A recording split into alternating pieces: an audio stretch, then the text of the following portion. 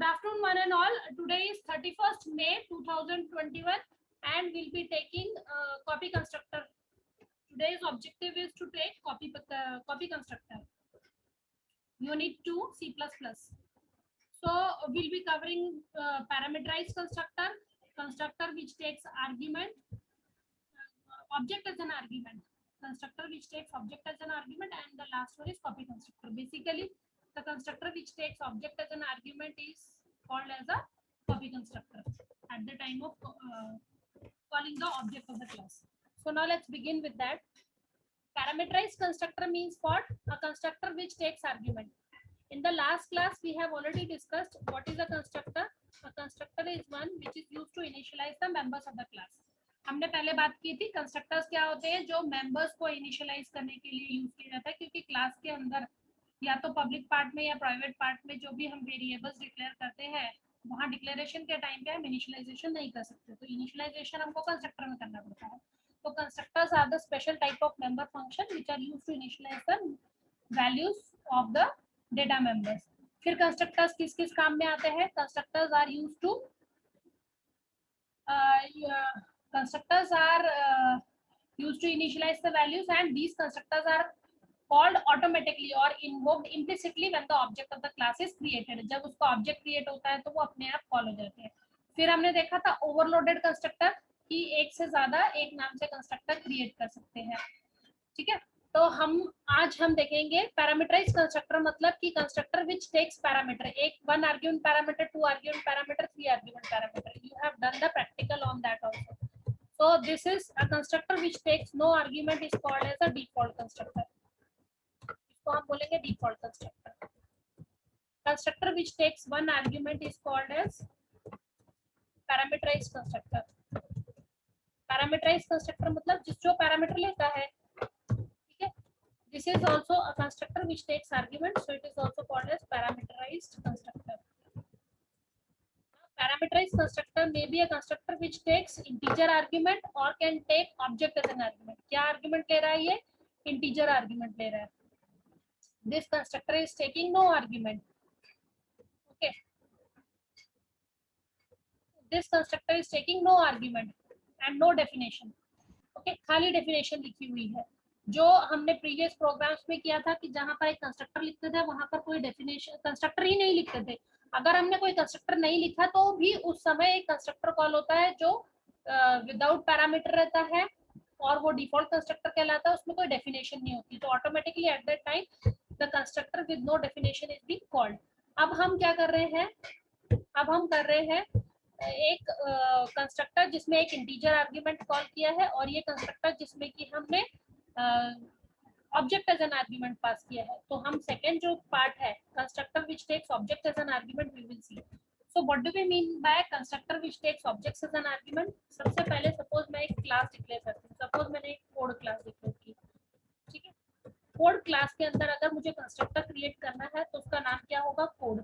अगर मैं इस तरह से डेफिनेशन लिख रही हूँ, it's a constructor named as code and it is called as a default constructor. इस कंस्ट्रक्टर को क्या कहेंगे हम? डिफॉल्ट कंस्ट्रक्टर, जिसमें कोई भी आर्गुमेंट नहीं है और इसमें कोई डेफिनेशन भी नहीं है. दूसरा कंस्ट्रक्टर हमने लिखा कोड, जिसमें हमने एक इंटीजर आर्गुमेंट पास किया, तो ये क्या हो गया? Parameterized constructor which takes integer argument. ठीक है. अब तीसरा कंस्ट्रक्टर मैं बोल रही हूँ a constructor which takes argument as an object which takes object as an argument. Object कैसे आर्गुमेंट लेगा? मतलब ये कंस्ट्रक्टर का नाम क्या होगा? कोड, क्योंकि क्लास का नाम कोड है. अब ऑब्जेक्ट एज एन आर्गुमेंट मतलब ये यहाँ पर कोड क्लास हुआ और उसको ऑब्जेक्ट क्रिएट हुआ x. तो what is x? x is the object of this class. What is x? x is the object of this class. इस क्लास का ऑब्जेक्ट है, ठीक है. तो अब ये जो क्लास क्रिएट की है हमने कोड क्लास का जो ऑब्जेक्ट है x, उसको हमने क्रिएट किया है. सो इसको क्या कहेंगे? Object as an argument. A constructor which takes objects as an argument. This is a constructor which takes integer as an argument. This constructor is a constructor which takes no argument. ये constructor है जो integer argument लेता है. ये constructor जो है वो object as an argument लेता है. अब ये x क्या कहलाएगा? x is called as an object. What is a called as? a is called as an integer argument. a को क्या कहेंगे? Integer argument. और x को क्या बोलेंगे? ऑब्जेक्ट एज एन आर्गुमेंट, क्योंकि क्लास का नाम क्या है, कोड। क्लास का नाम क्या है, कोड। कंस्ट्रक्टर का नाम क्या है, कोड। और ये कंस्ट्रक्टर पैरामीटर क्या ले रहा है, कोड। और कोड एक्स, क्योंकि हम अगर हम क्लास को यूज करते हैं तो क्लास को अगर यूज करना है तो हमको ऑब्जेक्ट से ही यूज करना पड़ेगा। डायरेक्टली हम क्लास को के नाम से हम उसको यूज नहीं कर सकते। So we have to create the object of the class. So code हमारा ये क्लास है, इस कोड क्लास का हमको ये ऑब्जेक्ट क्रिएट करना है एक्स। तो एक्स जो है हमने ऑब्जेक्ट क्रिएट किया कोड क्लास का। अब ये जो ऑब्जेक्ट है ये मेंबर्स को एक्सेस करने के लिए काम आएगा। तो मैंने यहाँ पर एक इंटीजर वेरिएबल आईडी डिक्लेयर कर दिया। ID is an integer variable. तो ये integer variable can be accessed by this X object. ठीक है, कैसे ऑब्जेक्ट्स के थ्रू एक्सेस करेंगे हम उसको, we can call X dot id। क्योंकि ये एज अ पैरामीटर पास हो रहा है, this is pass as a parameter. ये कैसे पास हो रहा है, एज अ पैरामीटर। कौन, object. This X is pass as a parameter to this constructor. इस कंस्ट्रक्टर को एज अ पैरामीटर ये पास कर रहे हैं। तो ये जो x है ये ऑब्जेक्ट एज अ पैरामीटर ले रहे हैं। तो इसको जब भी हमको मेंबर्स को एक्सेस करना है तो x डॉट id कहेंगे। अब यहाँ पर इसका रेफरेंस ऑपरेटर लगाते हैं। यहाँ पर ये रेफरेंस ऑपरेटर इसलिए लगाते हैं क्योंकि हमको जो हमने ऑब्जेक्ट क्रिएट किया है ये वाला, उसका ही मेंबर्स को ये एक्सेस कर सकता है। एक तो ये कोड हो जाएगा, ये वाला खुद का कंस्ट्रक्टर हो जाएगा, और दूसरा ये होगा जो object as a parameter pass हो रहा है। तो अगर मैंने इसको ऑब्जेक्ट एज अ पैरामीटर बोला तो यहाँ पर x डॉट id एक ही आईडी होगा, और दूसरा आईडी कौन सा होगा, एक और आईडी होगा, ये वाला आईडी इस कोड कंस्ट्रक्टर का आईडी होगा। यहाँ पर दो आईडी होंगे। देखो जब भी हम आईडी की बात कर रहे हैं, ID is a data member of the code class. ID क्या है, डेटा मेंबर है कोड क्लास का। आईडी जो है वो प्राइवेट पार्ट में डिक्लेयर किया हुआ है। तो जितने भी फंक्शंस क्रिएट होंगे, जितने भी ऑब्जेक्ट्स क्रिएट होंगे, फंक्शंस नहीं, जितने भी ऑब्जेक्ट्स क्रिएट होंगे, हर ऑब्जेक्ट के लिए आईडी अपना अपना रहेगा। मतलब अगर कोड क्लास का एक भी ऑब्जेक्ट क्रिएट हुआ तो उस कोड के लिए जो ऑब्जेक्ट क्रिएट हुआ उसका एक आईडी, एक कॉपी बन गया। दूसरा ऑब्जेक्ट क्रिएट हुआ उसके लिए आईडी, तीसरा ऑब्जेक्ट क्रिएट हुआ उसके लिए एक आईडी, इस तरह से रहेगा। अब यहाँ पर ये ऑब्जेक्ट क्रिएट हुआ है, एज एन ऑब्जेक्ट हमने क्रिएट किया, तो ये x डॉट id मतलब ये इसका खुद का आईडी हो गया। और ये वाला आईडी जो है ये इम्प्लिसिट है। इम्प्लिसिट मतलब ये वाला जो हमारा कोड कंस्ट्रक्टर है, इसको जब ये रेफर करेगा इसके मेंबर को, तो ये डायरेक्टली रेफर कर सकता है।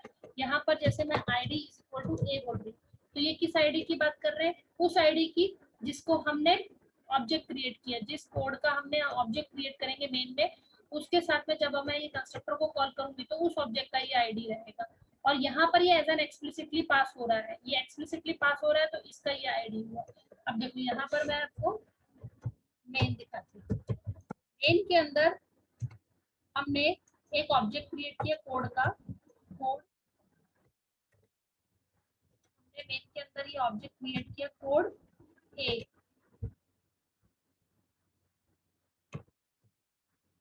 अगर मैंने यहाँ पर कोड ए लिखा तो यहाँ पर कौन सा कंस्ट्रक्टर कॉल होगा, what is code, code is a class, what is a is the object of the class। तो हमने इस क्लास का ऑब्जेक्ट क्रिएट किया, हमारी ये क्लास है, क्लास का मैंने ऑब्जेक्ट क्रिएट किया a. So a is the object of the class. मतलब इस क्लास को हमें एक्सेस करना है तो हमने इसका क्या क्रिएट किया, हमने इसका ऑब्जेक्ट क्रिएट किया ए। तो ए इज द ऑब्जेक्ट। तो जब ए ऑब्जेक्ट क्रिएट होगा तो उसके साथ में कंस्ट्रक्टर कॉल होगा, या तो ये वाला कंस्ट्रक्टर कॉल होगा, या तो ये वाला कंस्ट्रक्टर कॉल होगा, या तो ये वाला कंस्ट्रक्टर कॉल होगा। तो हमने यहाँ पर दो पैरामीटराइज कंस्ट्रक्टर लिखे हैं और एक डिफॉल्ट कंस्ट्रक्टर लिखा है। ये डिफॉल्ट कंस्ट्रक्टर हो गया constructor which takes no argument is called as default constructor. This is called as constructor with one argument. Constructor with one argument. This is called as object as a parameter. Object as parameter. So this constructor is taking object as a parameter. तो हमने तीन constructor लिखे, तीनों overloaded constructor है। अब जब मैंने ए object create किया तो उस समय तीनों में से कौन सा कंस्ट्रक्टर कॉल होगा, क्योंकि यहाँ पर कोई भी पैरामीटर पास नहीं है तो इसका मतलब है ये वाला कंस्ट्रक्टर कॉल होगा जिसमें कोई भी पैरामीटर नहीं है। ठीक है, और इसकी डेफिनेशन भी कुछ नहीं है, कोई भी डेफिनेशन नहीं है। तो इस समय कौन सा कंस्ट्रक्टर कॉल हुआ, इस समय ये वाला कंस्ट्रक्टर कॉल हुआ। Constructor which takes no argument. इसके बाद में अगर मैं यहाँ पर लिखती हूँ 100, इस समय कौन सा कंस्ट्रक्टर कॉल होगा, इस समय ये वाला कंस्ट्रक्टर कॉल होगा because it is taking integer argument. तो यहाँ पर ए ऑब्जेक्ट है क्लास का और ये 100 वैल्यू किसके अंदर पास होगी, ए वेरिएबल के अंदर। ये ए वेरिएबल के अंदर 100 वैल्यू चली गई और ये ए वेरिएबल के अंदर 100 चली गई, तो आईडी के अंदर कितनी वैल्यू आ गई, 100 आ गई। तो मतलब ए डॉट आईडी, ए जो ऑब्जेक्ट है उसके लिए उसके पास में आईडी की एक कॉपी है, ये जो ऑब्जेक्ट है उसके पास में एक कॉपी आईडी की है। तो ए डॉट आईडी में कितनी वैल्यू आ गई, ए डॉट आईडी में हमारे पास में 100 वैल्यू आ गई। अगर सपोज मैं यहाँ पर लिखती हूँ कॉमा बी, कॉमा बी दूसरा ऑब्जेक्ट बनाया और 20 लिखती हूँ, तो इस समय ये वाला कंस्ट्रक्टर कॉल होगा नहीं, क्योंकि ये एम्प्टी कंस्ट्रक्टर है, constructor which takes no argument. ये वाला कंस्ट्रक्टर कॉल होगा, हाँ ये वाला कंस्ट्रक्टर कॉल होगा, क्योंकि यहाँ पर अब ए की वैल्यू क्या पास होगी 20, तो ए के अंदर 20 चलेगी, ए के अंदर 20 चलेगी, आईडी के अंदर कितनी आ गई 20। तो ये किसका आईडी है, ये वाला जो आईडी है ये बी का है, तो बी के लिए आईडी की एक कॉपी क्रिएट होगी, उस बी के आईडी में बी डॉट आईडी में कितना वैल्यू आ गया, यहाँ पर 20 आ गया। मतलब अगर मैं सपोज यहाँ डिस्प्ले फंक्शन लिख रही हूँ, डिस्प्ले, तो डिस्प्ले फंक्शन में हमने सिंपली सी आउट आईडी लिखा, तो यहाँ पर अगर मैं इसको डिस्प्ले करती हूँ ए डॉट डिस्प्ले, तो मुझे क्या वैल्यू प्रिंट करेगी, बी डॉट डिस्प्ले, तो क्या वैल्यू प्रिंट करेगी। अभी हमने यहाँ देखा कि ए डॉट आईडी के अंदर क्या वैल्यू आ गई, ये 100 वैल्यू इसके अंदर गई, ए के अंदर, क्योंकि ये इंटीजर आर्गुमेंट ले रहा है तो ये वाला कंस्ट्रक्टर कॉल होगा। पहले वाले से मैच नहीं होगा क्योंकि एम्प्टी है, दूसरे वाले से मैच होगा और तीसरा वाला ऑब्जेक्ट एज एन आर्गुमेंट लेगा। तो ये ऑब्जेक्ट तो है नहीं, ये कंस्ट्रक्टर के अंदर वैल्यू पास हो रही है यहाँ पर डायरेक्टली इंटीजर वैल्यू। तो ये 100 वैल्यू किसके अंदर जाएगी, ये 100 वैल्यू ये वेरिएबल के अंदर जाएगी, ए के अंदर। ए के अंदर कितनी वैल्यू चलेगी 100, तो आईडी के अंदर कितना वैल्यू आ गया 100, तो ए डॉट आईडी के अंदर क्या आ गया 100। मतलब अगर मैं ए डॉट डिस्प्ले कर रही हूँ तो ये वाला फंक्शन कॉल होगा डिस्प्ले का और ये आईडी प्रिंट करेगा, किसका आईडी प्रिंट करेगा, ए का, ए डॉट आईडी। ए डॉट आईडी के अंदर कितनी वैल्यू होगी 100 वैल्यू। सिमिलरली जब बी कंस्ट्रक्टर क्रिएट किया तो बी कंस्ट्रक्टर में हमने इंटीजर आर्गुमेंट 20 पास किया, तो ये वाला कंस्ट्रक्टर कॉल हुआ automatically. Constructors are called at the time of creating the object of the class. तो ए के अंदर कितनी वैल्यू चलेगी 20, आईडी के अंदर कितनी वैल्यू चलेगी 20। तो जब बी डॉट डिस्प्ले फंक्शन हमने कॉल किया, यहाँ पे B dot display function call हो गए, तो डिस्प्ले में सी आउट आईडी, तो यहाँ पर बी डॉट आईडी प्रिंट करेगा और आईडी के अंदर वैल्यू कितनी आ जाएगी 20। तो हमारे पास में आईडी के अंदर वैल्यू कितनी आ गई 20। तो this is the simple program where we have already seen, last class तक यहाँ पर देखा हुआ था। तो यही प्रोग्राम लिखा है यहाँ पर, तो using namespace code integer ID public. अब ये हमने कंस्ट्रक्टर क्रिएट किया, ये हमने कंस्ट्रक्टर क्रिएट किया default constructor with no argument. ये कंस्ट्रक्टर क्रिएट किया parameterized constructor with one integer argument, code int a, a की वैल्यू आईडी में पास की। ए क्या है, a is a integer argument to a constructor code. Code का नाम, constructor का नाम कोड, क्योंकि क्लास का नाम कोड है। Constructor is a special type of member function whose name is same as the name of the class. ये भी कंस्ट्रक्टर है, ये भी कंस्ट्रक्टर है। पहला वाला constructor default constructor which takes no argument, second is a constructor which is called as parameterized constructor which takes one integer argument. ये integer argument लिए, एक ही आर्गुमेंट लिए। तो जब हमने ये वाला कॉल किया ए, कोड ए 100, तो यहाँ पर क्या कॉल हुआ, A is the object of the code and integer argument it is passing। तो इसका मतलब a constructor with integer argument will be called। तो ये वाला constructor कॉल हुआ। A के अंदर वैल्यू कितनी चलेगी 100 चलेगी, यहाँ A में 100 चलेगी, A में 100 चलेगी, तो ID के अंदर कितनी वैल्यू होगी 100 आएगी। तो जब हम A डॉट डिस्प्ले करेंगे यहाँ पे, तो यहाँ पर A की वैल्यू कितनी है, डिस्प्ले फंक्शन कॉल होगा और ये यहाँ पर ID की वैल्यू कितनी है 100, ये पास हो जाएगी और 100 वैल्यू प्रिंट करेगा। अब ये हमारा यहाँ तक हमने पहले देख चुके थे। अब हम parameterized constructor which takes object as an argument, ये वाले कांसेप्ट की बात करेंगे। अब ये कांसेप्ट में क्या है, this is a this code is a constructor which takes one object as a parameter. तो ऑब्जेक्ट कैसे पैरामीटर लिया, हमने क्लास का ऑब्जेक्ट क्रिएट किया x, x is the object of the class code. अब इसका हमने रेफरेंस ऑपरेटर यूज किया। रेफरेंस ऑपरेटर मतलब जो भी ऑब्जेक्ट हमारा इसमें से पास होगा वो ये x के अंदर वैल्यू आ जाएगी और उसकी वैल्यू x डॉट id के अंदर आ जाएगी। x डॉट id की वैल्यू जो है वो id के अंदर चलेगी। ये id जो है ये इम्प्लिसिटली है for this code class and x dot id as a parameter pass हो रहा है, ये एज अ पैरामीटर पास हो रहा है। तो यहाँ पर जब हम ये वाला फंक्शन, ये वाला कंस्ट्रक्टर क्रिएट करेंगे, ए ऑब्जेक्ट क्रिएट करेंगे तो कंस्ट्रक्टर इंटीजर आर्गुमेंट वाला कॉल होगा। अब इस समय कोड बी ए लिखा हुआ है, कोड बी ए मतलब बी क्या है, बी इज द ऑब्जेक्ट। अगर मैं सिंपल इसको ऐसा लिख रही हूँ, इसका मतलब क्या हुआ, बी इज द ऑब्जेक्ट। इस समय कौन सा कंस्ट्रक्टर कॉल हो रहा है, इस समय ये वाला कंस्ट्रक्टर कॉल हो रहा है which takes no argument and no definition. तो जब मैं इसको कॉल कर रही हूँ तो इसका मतलब कोई आर्गुमेंट नहीं है, कोई फंक्शन नहीं, कोई स्टेटमेंट नहीं है उस कंस्ट्रक्टर के अंदर। अब मैंने लिखा है यहाँ पर बी ब्रैकेट कैपिटल। इसका मतलब क्या हुआ, this is called as a copy constructor. इसको क्या बोलते हैं, कॉपी कंस्ट्रक्टर। इसको कॉपी कंस्ट्रक्टर क्यों बोला, क्योंकि ये क्या करेगा, this statement is equivalent to copy the object a value to object b. A की वैल्यू बी के अंदर कॉपी करना। This means copy the value of a to b. क्या कॉपी करना, कंस्ट्रक्टर जो इसके अंदर ए के अंदर कंस्ट्रक्टर है वो इसके अंदर बी के अंदर कॉपी करेगा। इसका मतलब क्या हुआ कि जो ए कंस्ट्रक्टर है, ये वाला कंस्ट्रक्टर, ये कंस्ट्रक्टर इसको कॉपी कर लेगा वो बी के अंदर, ठीक है। और ए के लिए कितनी वैल्यू थी, ए के लिए इस स्मॉल ए की वैल्यू कितनी थी, 100। तो यहाँ ए के अंदर कितनी वैल्यू होगी, sorry this constructor will be parameterized constructor. इसके अंदर ये वाला कंस्ट्रक्टर के अंदर जब ये बात होएगी तो ये कंस्ट्रक्टर कॉल होगा, ठीक है। जब ये वाला सेकंड स्टेटमेंट जब कॉल होगा कॉपी कंस्ट्रक्टर, तो ये copy constructor parameterized copy constructor will be called. यहाँ पर जब ये स्टेटमेंट कॉल होगा तो पैरामीटराइज्ड कॉपी कंस्ट्रक्टर कॉल होगा। पर ये कंस्ट्रक्टर कॉल होने के पहले ए के अंदर वैल्यू क्या है, ए के अंदर वैल्यू क्या है, तो ये वाला जब कॉल होगा तो कंस्ट्रक्टर विद इंटीजर आर्गुमेंट, ये वाला कंस्ट्रक्टर कॉल होगा।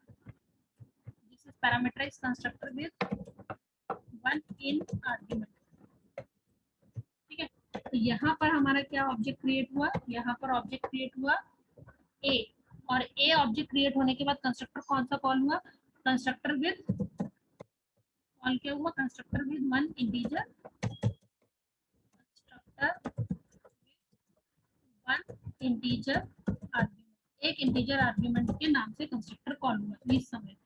तो इसका मतलब है कि ये जो 100 वैल्यू है, ये 100 वैल्यू किधर चली गई, ए के अंदर, और ये ए के अंदर 100 वैल्यू चली गई, आईडी के अंदर कितना आ गया, 100 आ गया। मतलब ए डॉट आईडी के अंदर वैल्यू क्या आ गई, इस स्टेटमेंट से ए डॉट आईडी के अंदर वैल्यू क्या आ गई, 100 आ गई। अब हमने ये वाला स्टेटमेंट लिखा, इस स्टेटमेंट का मीनिंग है कि ए के वैल्यूज को बी में कॉपी करना। क्या वैल्यूज को, कॉपी कंस्ट्रक्टर, जो उसमें कंस्ट्रक्टर लिखा हुआ है ए का, उसके कंस्ट्रक्टर की वैल्यू को बी में कॉपी करना।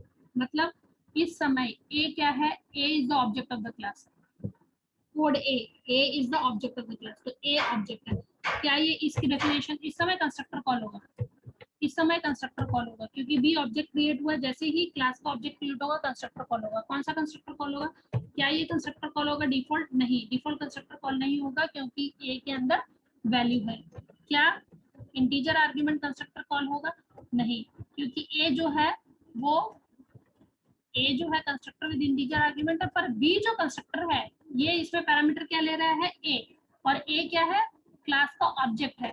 मतलब यहाँ पर ये वाला कंस्ट्रक्टर कॉल होगा, ये कंस्ट्रक्टर क्या ले रहा है, ये constructor object as an argument ले रहा है। तो इस स्टेटमेंट का क्या मीनिंग होगा, इस स्टेटमेंट का मीनिंग होगा a is equal to reference of x. ये ए की वैल्यू जो है वो इस एक्स में चली गई, ठीक है। तो इसका मीनिंग क्या हो गया कि ए जो है वो इसके अंदर चला गया, a is equal to reference of x, and what is x, x is the constructor, so it is code x is the object of the class, x is the object of the class, x जो है वो class का object है, और a is equal to X करने का क्या meaning है, a भी क्लास का ऑब्जेक्ट है, x भी क्लास का ऑब्जेक्ट है, दोनों का लेवल सेम है। इंटीजर इंटीजर को इक्वेट करता है, फ्लोट फ्लोट को इक्वेट करता है, नहीं तो टाइप कास्ट रहता है। तो ए क्या है, a is the object of the class, x is also the object of the class. तो ए का जो ऑब्जेक्ट है इसके अंदर वैल्यू क्या है, ए डॉट आई डी में 100 वैल्यू है, और बी जो है वो ऑब्जेक्ट क्रिएट हुआ कोड का, तो उस बी के अंदर ए की वैल्यू को हमने कॉपी कर दिया। मतलब बी की ए की वैल्यू जो है, सबसे पहले यहाँ पर ये कंस्ट्रक्टर कॉल होगा, ये कंस्ट्रक्टर कॉल होगा, मतलब कोड बी, ये कंस्ट्रक्टर कॉल हो गया, ये कंस्ट्रक्टर कॉल हुआ यहाँ पर। तो ये जो बी है ये इस कोड को रेफर कर रहा है, ये वाला जो बी है इस कोड को रेफर कर रहा है, और ये जो ए है ये एज अ पैरामीटर पास हो रहा है। इसका मतलब क्या हो गया, ये हो गया a is equal to address of x. इसका मतलब यहाँ एक्स डॉट आई डी का मीनिंग क्या हो गया, a dot I D. A dot I D की वैल्यू क्या है, ए डॉट आई डी की वैल्यू 100 है। ए डॉट आई डी की वैल्यू कहाँ पर पास होगी, इम्प्लिसिटली आई डी में 100 आ गई, तो बी डॉट आई डी में क्या वैल्यू आएगी। इसका मतलब ये स्टेटमेंट का मतलब है copy constructor, A dot I D, A object हुआ, आई डी की वैल्यू है, ये किस में कॉपी हो रही है, बी डॉट आई डी का। ये इस मीनिंग, इस स्टेटमेंट का मीनिंग है। जो ए है ऑब्जेक्ट, इसके अंदर जो वैल्यू है ए डॉट आई डी, वो बी के अंदर कॉपी हो जा रही है, बी डॉट आई डी, क्योंकि ये स्टेटमेंट लिखी हुई है। और ए डॉट आई डी के अंदर वैल्यू क्या है, ए dot I D is equal to 100, क्योंकि हमने यहाँ पर 100 वैल्यू इसको पास की। जब ये 100 वैल्यू पास की तो ये कंस्ट्रक्टर कॉल हुआ, ए के अंदर 100 वैल्यू आ गई, यहाँ पे आई डी के अंदर 100 आ गई, मतलब ए डॉट आई डी के अंदर कितनी वैल्यू आ गई, 100 आ गई। तो ए डॉट आई डी में 100 वैल्यू है, यहाँ पर ए डॉट आई डी में कितनी वैल्यू है, 100 वैल्यू है। सेकंड वाले स्टेटमेंट में ए डॉट आई डी में कितनी वैल्यू है, 100 वैल्यू, और वो ए डॉट आई डी की वैल्यू किस में चलेगी, बी डॉट आई डी में, मतलब कंस्ट्रक्टर के थ्रू कॉपी हो गया, मेंबर्स को इनिशियलाइजेशन करेंगे। ठीक है, तो जब मैं इसको डिस्प्ले फंक्शन को कॉल करूंगी यहाँ पे, तो यहाँ पर डिस्प्ले फंक्शन कॉल होने के टाइम पे आईडी की वैल्यू को प्रिंट करेगा। ये डिस्प्ले फंक्शन कॉल हुआ और ये आईडी की वैल्यू को प्रिंट किया, तो आईडी की वैल्यू क्या थी, बी डॉट आईडी की वैल्यू क्या है, ए डॉट आईडी की वैल्यू क्या है,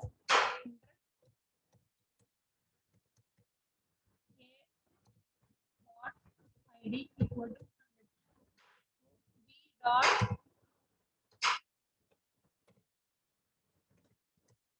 b dot id equal to 100 हो गया।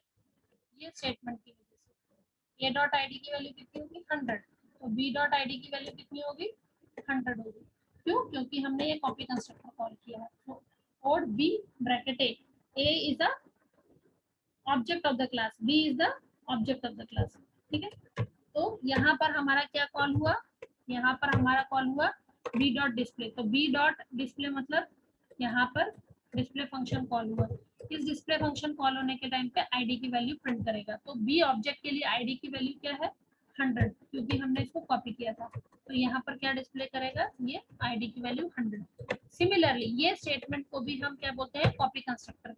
ये स्टेटमेंट इक्वल टू साइन लगाया चाहे ब्रैकेट में लिखा, ये दोनों कॉपी कंस्ट्रक्टर के सिंबल है। तो ए जो ऑब्जेक्ट है क्लास का, उसकी वैल्यूज को किस में कॉपी कर रहा है, सी में। जैसे हम नॉर्मली एक स्टेटमेंट लिखते हैं सी इज इक्वल टू 10, तो 10 value will move to C variable. अगर मैं C is equal to D लिखती हूँ तो D value will move to C variable. ये स्टेटमेंट का मीनिंग रहता है। सिमिलरली यहाँ पर ये स्टेटमेंट का मीनिंग क्या, right side value will be assigned to the left side variable. But right side में ए कैपिटल ए क्या है, capital A is the object of the class, और कैपिटल सी क्या है, object of the class, code का। दोनों ही code class के ऑब्जेक्ट्स हैं। तो ए का जो कंस्ट्रक्टर है वो सी के अंदर कॉपी हो जाता है। तो ए का कंस्ट्रक्टर जो है इसके अंदर क्या इनिशियलाइज किया था, ए के कंस्ट्रक्टर में हमने आईडी को हमने 100 इनिशियलाइज किया था। आईडी इक्वल टू स्मॉल ए की वैल्यू क्या थी, 100। तो यहाँ पर इस स्टेटमेंट की वजह से capital A dot ID equal to 100 और C डॉट ID ऑटोमेटिकली क्या बन गया, 100, क्योंकि A dot ID value will be copied to C dot ID। और फिर हमने क्या किया, हमने एक D ऑब्जेक्ट क्रिएट किया। जब मैंने D ऑब्जेक्ट क्रिएट किया अलग से, ठीक है, तो D is equal to A लिखा। इसका मीनिंग भी क्या हुआ, कॉपी कंस्ट्रक्टर। तो A डॉट ID के अंदर वैल्यू क्या थी, 100, तो D डॉट ID के अंदर क्या वैल्यू आ जाएगी, 100। तो this statement is also copy constructor. ये तरीके से भी लिख सकते हैं, पहले अलग से ऑब्जेक्ट को डिक्लेयर किया और उसके बाद में उसको दोनों ऑब्जेक्ट्स को इक्वेट कर दिए, कॉपी कंस्ट्रक्टर किया। ये eight the time of creating the object आपने इनिशियलाइजेशन कर दिया। ये एज अ पैरामीटराइज हमने इनिशियलाइज किया, तो तीनों स्टेटमेंट क्या कहलाएगी, कॉपी कंस्ट्रक्टर। अब ये कॉपी कंस्ट्रक्टर जब कॉल हो गया तो मतलब ए का जो वैल्यू है कंस्ट्रक्टर के अंदर, वो स्मॉल ए का वैल्यू 100, तो आईडी का वैल्यू 100 हो गया, मतलब आईडी का ए डॉट आईडी 100 हो गया, तो ए डॉट आईडी जो है हर जगह कॉपी हो गई। ए डॉट आईडी की वैल्यू किस में कॉपी होगी, सी डॉट आईडी में। ए डॉट आईडी की वैल्यू किस में कॉपी होगी, डी डॉट आईडी में।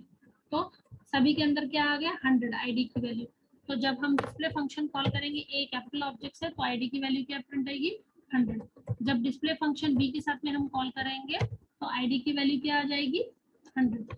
जब सी ऑब्जेक्ट जो है वो कॉल होगा डिस्प्ले फंक्शन के लिए, तो आईडी की वैल्यू कितनी होगी, 100। जब डी फंक्शन कॉल होगा तो आईडी की वैल्यू कितनी होगी, 100। So let's save the program and execute it.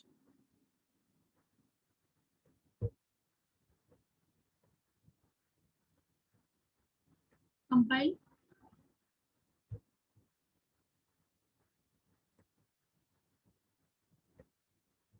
Compilation done successfully, now run. देखो सभी में क्या वैल्यू इनिशियलाइज होगी, 100 100, सभी में ये 100 वैल्यू आ गई।